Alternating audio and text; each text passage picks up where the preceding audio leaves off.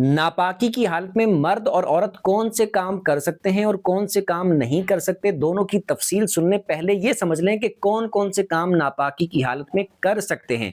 अगर मर्द और औरत पर गुस्ल फर्ज हो, नापाकी की हालत हो, तो उस हालत में अगर वो नींद करते हैं यानी सो जाते हैं तो बिल्कुल जायज़ है, सो सकते हैं। इसी तरह घर का कोई काम कर लेते हैं, सफाई सुथराई वाला, झाड़ू देना, बर्तन धोना या कपड़े धोना, इस तरह की कोई सफाई सुथराई वाला काम करना, तो वो भी नापाकी की हालत में कर सकते हैं।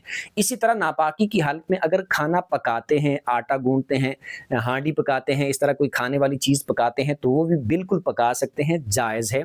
और इसी तरह नापाकी की हालत में अगर कुछ खा लेते हैं, खाना खाते हैं, तो खाना खाना भी बिल्कुल जायज़ है। कुछ पीते हैं, पानी वगैरह, तो वो पीना भी बिल्कुल जायज़ है। ये सारे काम नापाकी की हालत में कर सकते हैं। इसी तरह कोई तस्बीह पढ़ना चाहें, जैसे अस्तगफिरुल्लाह, अल्हम्दुलिल्लाह, सुबहान अल्लाह, अल्लाहु अकबर, इसी तरह कोई भी तस्बीह अगर पढ़ना चाहें तो वो तस्बीह भी पढ़ सकते हैं नापाकी की हालत में। कोई दुआ करना चाहें, दुआ भी कर सकते हैं नापाकी की हालत में।